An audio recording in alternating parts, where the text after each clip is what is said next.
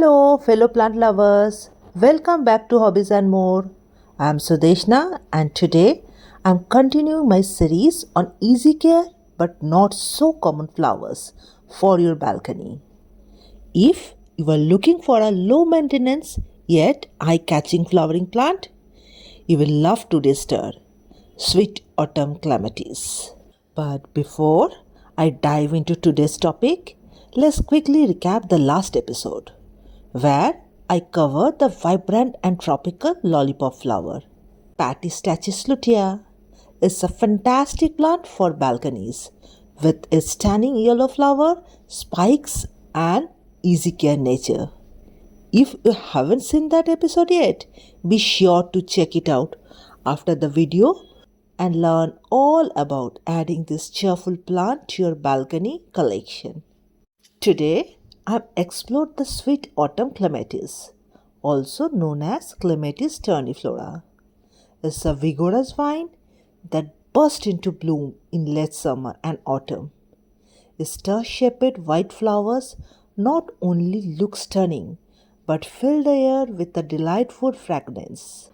While it's not a very common sight on balconies in India, it's perfect for anyone wanting an easy care climber with striking flowers.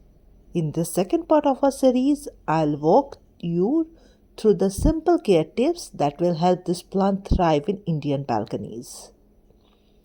Let's talk about the ideal growing condition for sweet autumn clematis. This beautiful climber thrives in full sun to partial shade.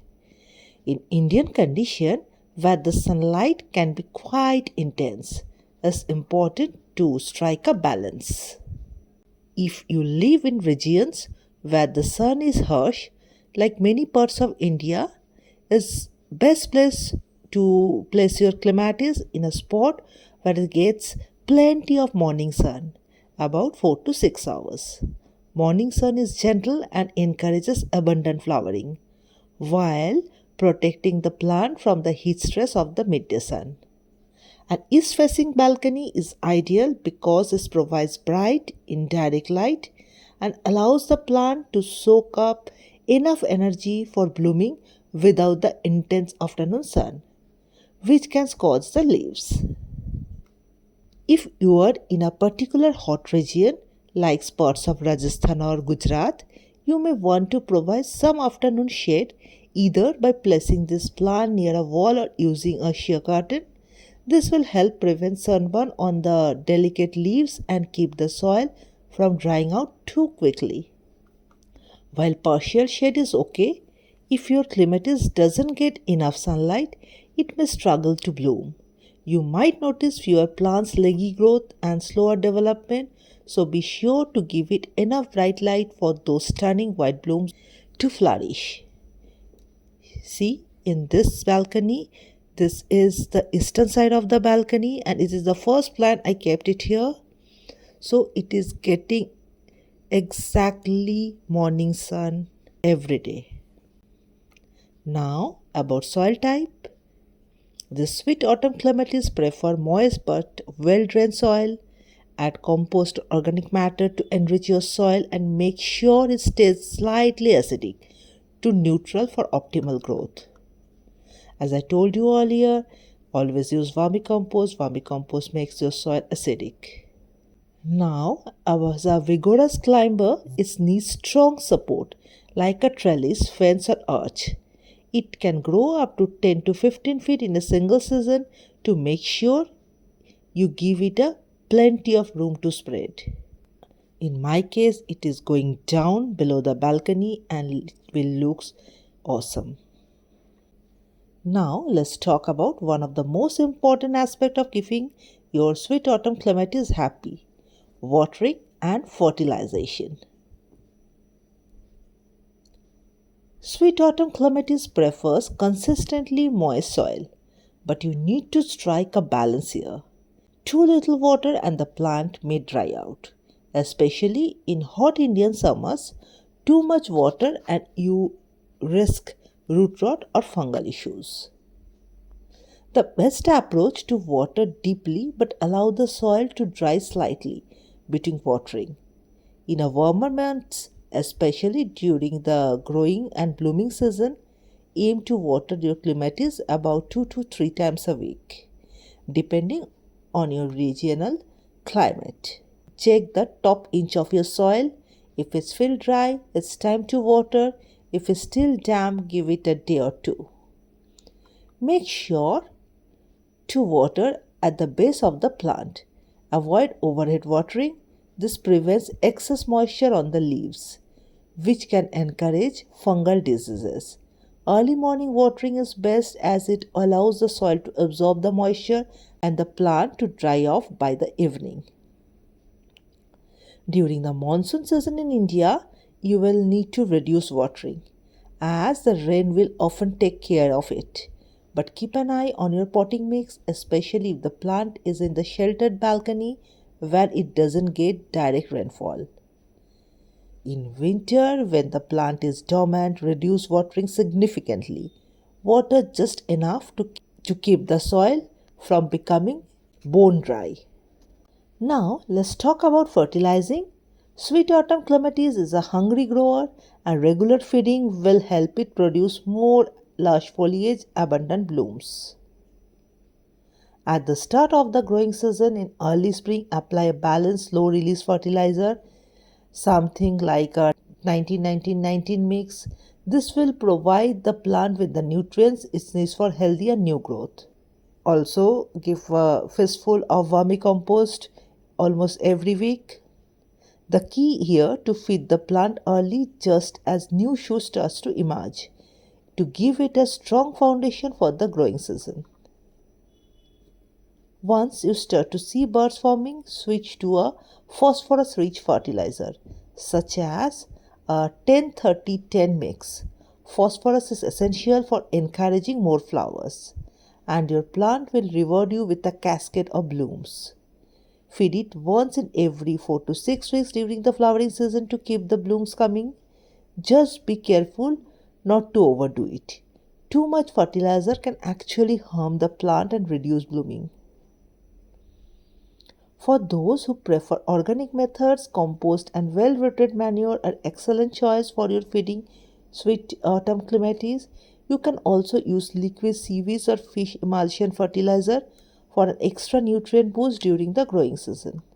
Now, let's talk about pruning and maintenance for your sweet autumn clematis. While this plant is very easy to grow, a bit of regular pruning can really boost its health and keep it looking beautiful on your balcony. Sweet autumn clematis is a vigorous grower. If left unchecked, it becomes overgrown, leading to a tangled mass of vines that must not be flowering as well. Regular pruning helps us to remove dead or weak growth, encourage new flowering shoots, keep the plant size manageable, improve air circulation, reducing the risk of diseases. By pruning the plant, you will promote healthier growth and ensure it continues to bloom year after year. The best time to prune sweet autumn clematis is in late winter or early spring, just before the new growth begins. This plant blooms on new wood, meaning it produces flower on the current season's growth. So pruning it back early in the year will stimulate fresh shoots and abundant flowering.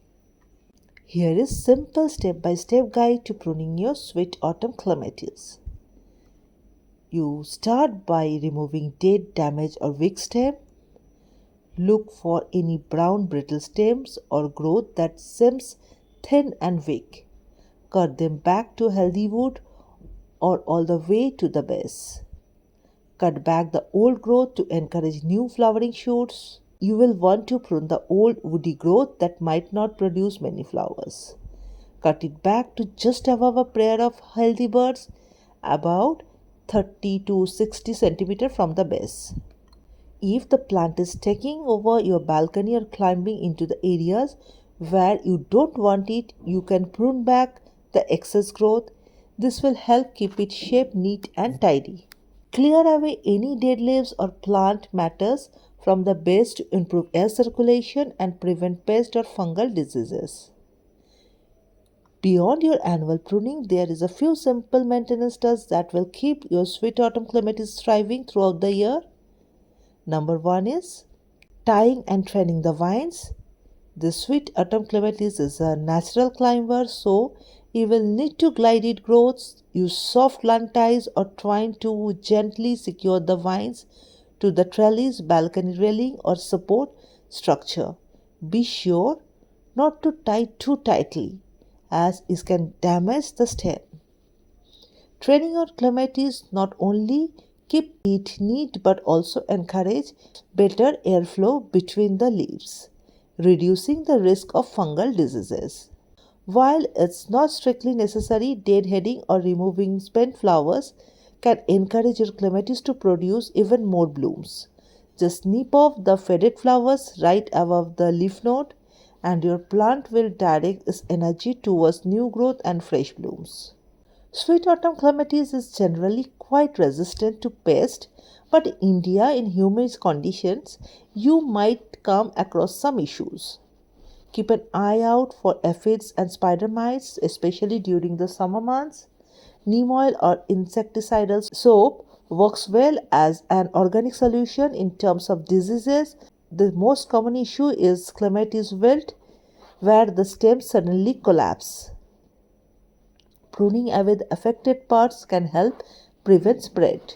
If you want more of these beauties in your garden, you can propagate sweet clematis from softwood cuttings during the late spring or early summer.